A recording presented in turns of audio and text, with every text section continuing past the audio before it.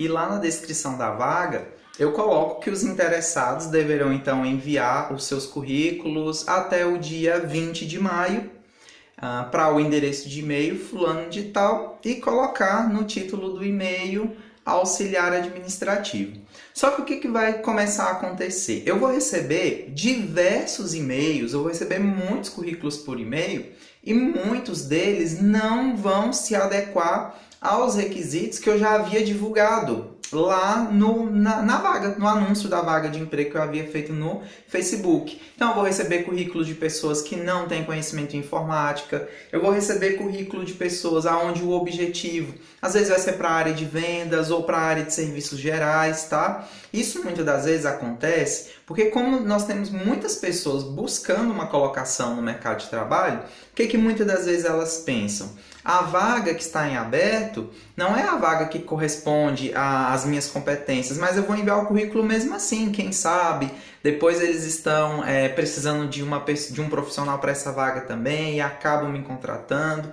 Só que na realidade, pessoal, não é assim que acontece. No RH de uma empresa, eles recebem um volume muito grande de currículos e normalmente quando é enviado assim por e-mail, eu tenho algumas pastas onde eu vou guardando ali os e-mails e para fazer a análise, porque eu não vou chamar para uma entrevista de emprego todo mundo que me enviou o currículo. Eu preciso chamar aqueles candidatos que só pela análise do currículo, de fato, atendem de uma certa maneira o tipo de colaborador que eu preciso para a minha organização, tá? Então, o primeiro passo antes de realizar o recrutamento é eu deixar bem claro qual é o tipo de profissional. Quando eu falo no tipo de profissional, eu estou falando dos conhecimentos técnicos que essa pessoa precisa, mas eu estou me referindo também a uma questão comportamental dessa pessoa, tá?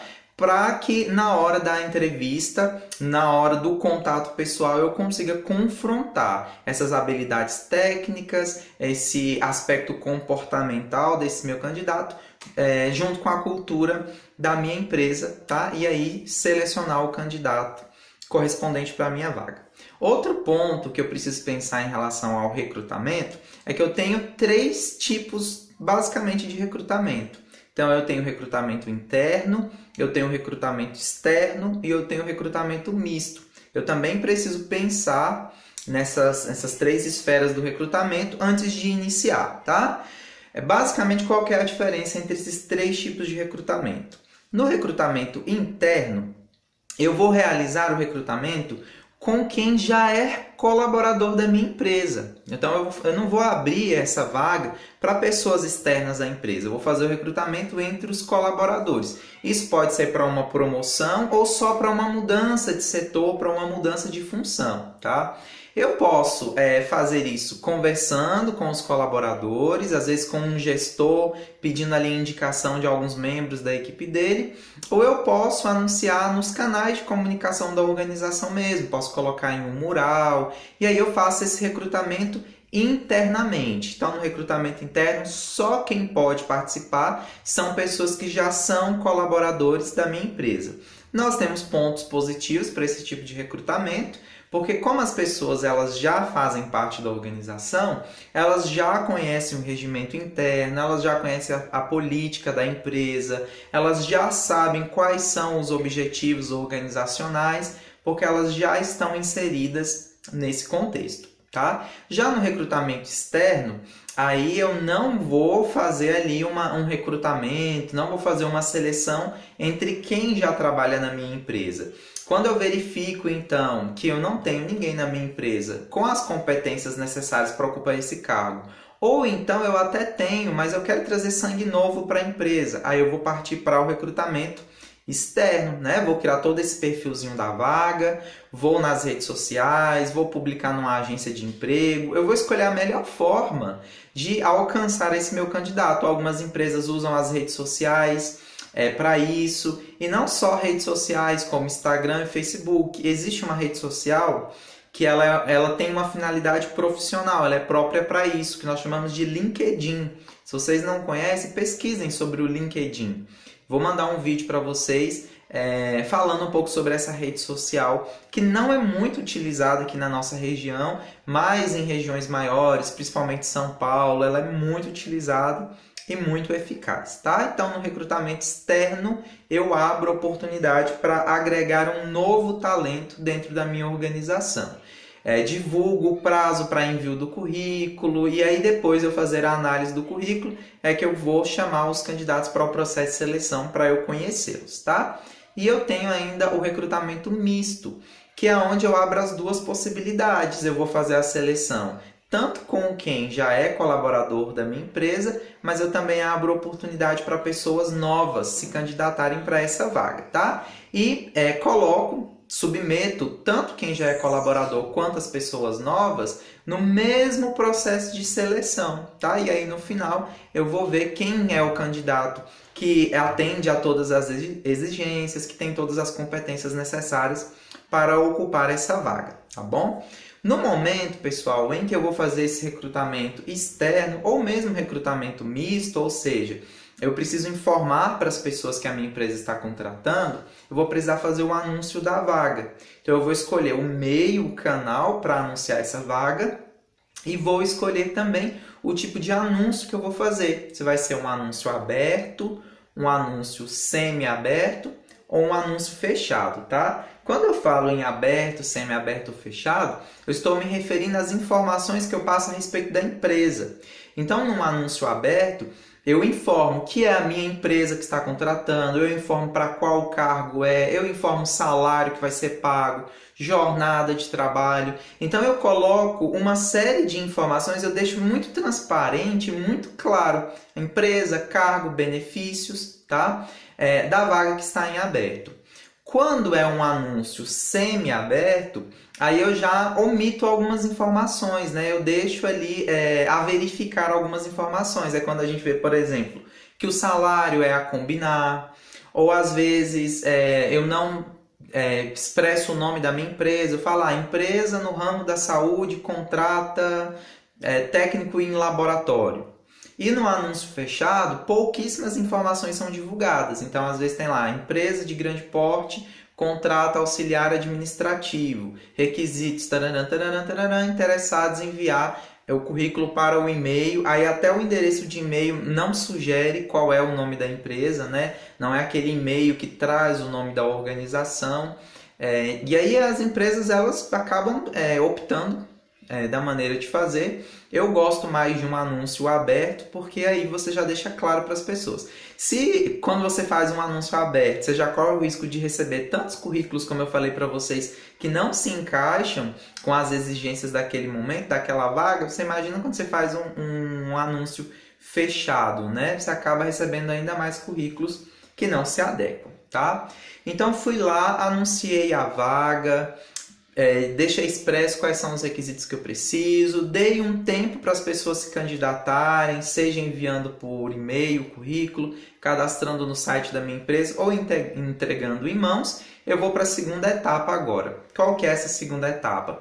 É a etapa de analisar os currículos. Então eu vou confrontar o currículo que eu recebi com os requisitos que eu tenho para aquela vaga. Como eu disse para vocês, a gente recebe muito currículo que não é compatível com aquela vaga. Ou às vezes tem até muitos currículos que são compatíveis, mas não tem condição, muitas das vezes, de eu chamar 200 pessoas para o processo de seleção. Então eu vou dar uma filtrada no currículo, tá? O currículo, pessoal, ele nada mais é do que um resumo das nossas competências. Vocês se lembram que eu já disse para vocês que as competências são o conjunto dos meus conhecimentos, das minhas habilidades e das minhas atitudes? Então, quando o recrutador ele pega o seu currículo e olha sua formação acadêmica e os cursos que você já fez, ele está avaliando a um quesito das competências, que é o seu conhecimento. Quando ele observa também, né, a sua formação, os seus cursos e as suas experiências, ele está avaliando também, além do conhecimento, as habilidades que você tem. Porque se eu pego o seu currículo e vejo ali que você fez um curso de auxiliar administrativo, eu automaticamente entendo que então você tem a habilidade em elaborar alguns documentos de comunicação, que você tenha a habilidade de arquivar esses documentos, porque isso são conteúdos que normalmente se trabalham dentro de um curso de auxiliar administrativo, tá? Somente as atitudes é que não dão para a gente avaliar muito através do currículo, fica mais para entrevista mesmo, de emprego, dinâmicas em grupo, mas ainda assim, através da maneira em que esse currículo foi estruturado, ou se eu observo que essa pessoa investe em conhecimento, em qualificação, me ajuda a ter uma noção das atitudes, do comportamento dessas pessoas, tá?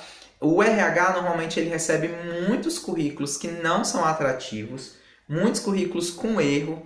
No material de vocês, tanto na apostila quanto nos slides, tem algumas dicas ali de como você elaborar, formatar o currículo. Como eu disse para vocês, na atividade, tem lá a atividade, se eu não me engano, número 2, que é para vocês fazerem o rascunho do currículo de vocês. Basicamente, gente, o currículo ele vai ser elaborado dentro do Word. Muito cuidado com sites que fazem os currículos para você. Você entra lá, coloca informações e ele gera. Não recomendo. Eu recomendo que você sente-se ao seu computador, abra o Word e comece seu currículo do nada. Quais informações que precisa ter então no seu currículo? Alguns dados pessoais. Primeiro dado pessoal que vai ter no seu currículo, lá no alto da folha, em destaque, vai ser o seu nome. Além do seu nome de dados pessoais, você vai precisar colocar o seu endereço, tá? Nem é necessário colocar o endereço completo. Se você informar apenas o bairro e a cidade em que você mora, já é o suficiente, porque no currículo o endereço ajuda a empresa no momento de selecionar em relação à distância. Para algumas empresas não faz diferença a cidade, o bairro em que o colaborador mora, mas para outras faz. Então eu coloco o bairro e a cidade. Meu nome, meu endereço e os meus contatos, telefone e e-mail são os meus dados pessoais necessários para o currículo. Não é que seja errado você colocar idade, colocar estado civil, não se torna errado, mas não é necessário e às vezes ter esses dados no seu currículo pode acabar te sabotando um pouco, porque às vezes ele pode olhar para a sua idade e achar que pela idade que você tem, você não tem a maturidade necessária, né? Ou que pelo seu estado civil, você é uma pessoa casada, o salário que eles estão pagando para essa vaga é um salário mínimo, que você não vai ficar muito tempo na empresa, tá? Então, se você viu ali o anúncio da vaga que está falando que para enviar currículos é de tal idade a tal idade, aí você coloca no currículo. Se não estiver falando nada de idade, não coloque, tá? E o estado civil também não é necessário colocar. Então, você tem que colocar o seu nome, bairro e cidade que você mora e os seus contatos. Porque se eles gostarem do seu currículo, eles precisam entrar em contato com você por telefone ou por e-mail para agendar a sua participação no processo seletivo. Então, eles têm que conseguir fazer contato com você. Em relação ao e-mail ainda, tomem muito cuidado com o endereço de e-mail que vocês colocam ali.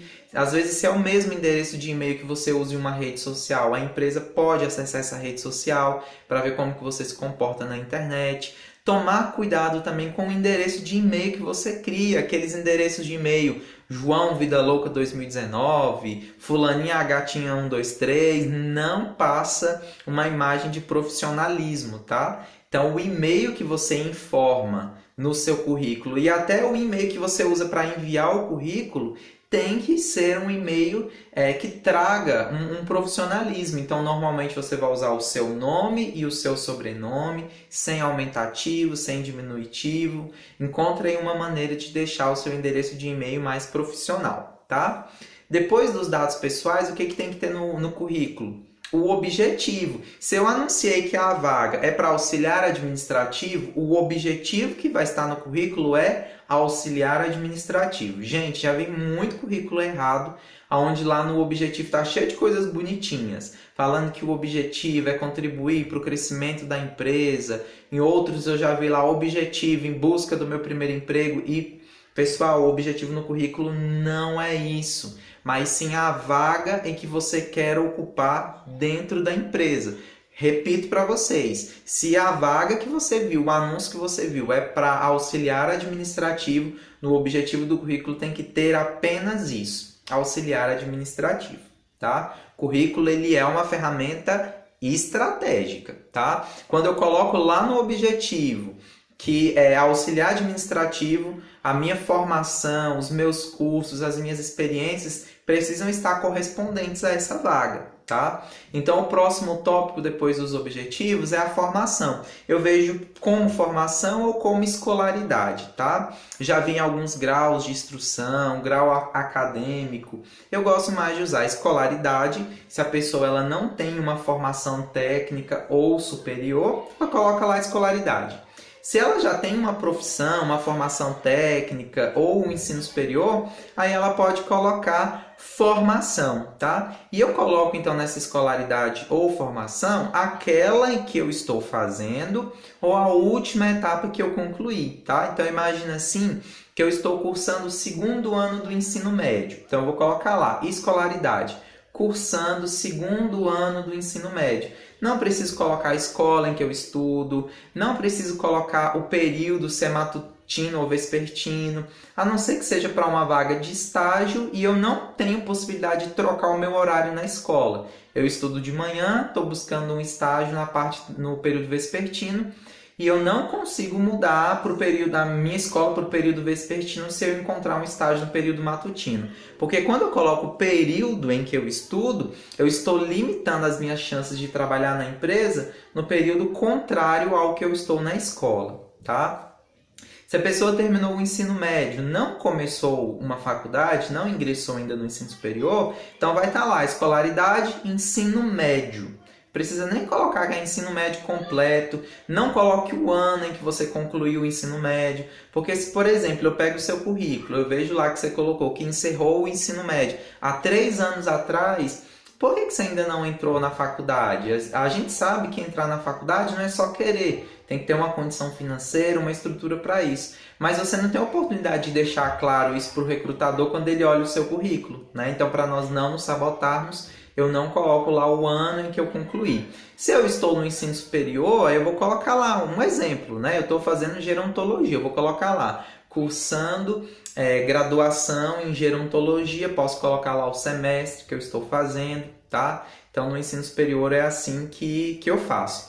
E quando você conclui a sua graduação e vai para uma pós-graduação, aí você vai colocar a sua pós-graduação e depois a sua graduação. Se você tem 2 graduações ou mais de uma pós-graduação, você vai sempre colocando da mais recente para a mais antiga, tá? A única coisa que você não precisa colocar é colocar que você está fazendo a graduação e colocar que você já fez o ensino médio, tá? Porque para você chegar na graduação, primeiro você tem que ter concluído o ensino médio. Bom, se vocês tiverem dúvida do currículo, vocês mandam para mim depois que eu ajudo vocês. Coloquei a formação, aí eu posso partir para os meus cursos, para os idiomas, vou colocar lá todos os cursos que eu participei, mas que sejam voltados lá para a área do auxiliar administrativo. Eu, por exemplo, tenho um curso de educação ambiental que eu fiz há muitos anos, no período que eu estava no ensino médio. Se eu for enviar o currículo para uma empresa que trabalha, por exemplo, com cobranças, e é para a área de auxiliar administrativo, não tem nada a ver com o meio ambiente, eu não coloco esse meu curso de educação ambiental no currículo. Não faz diferença para aquela vaga, tá? Então, os cursos também eu tenho que colocar aqueles que sejam voltados para o objetivo em que eu coloquei no meu currículo, tá? O idioma, se realmente eu tenho segurança, se eu tenho fluência no idioma, eu posso colocar ele no meu currículo. Se não, é melhor que eu não coloque, tá? Próximo tópico. Se eu não tenho experiências profissionais, o meu currículo acaba aí nos cursos, tá? Agora, se eu tenho experiências profissionais, aí eu preciso informar essas experiências. Então, eu vou colocar o nome da empresa em que eu trabalhei, o período em que eu trabalhei nessa empresa. Vou fazer uma descrição das minhas atribuições e dos meus resultados naquela empresa, tá? Eu já vi muito currículo em que as pessoas informam apenas quais que eram as atribuições dela lá. E elas acabam não colocando resultados positivos que ela alcançou naquele emprego. Então, ela acaba meio que não valorizando muito a sua experiência profissional. Gente, hoje é sábado, um sábado à tarde. Se vocês ouvirem barulho de criança, são as crianças do meu condomínio, que essas crianças precisam voltar para a escola, gente. Pandemia tem que acabar para essas crianças voltar para a escola para estudar, que elas estão com muita energia acumulada, sabe? Aí vira uma barulheira, tá? Um caso sério.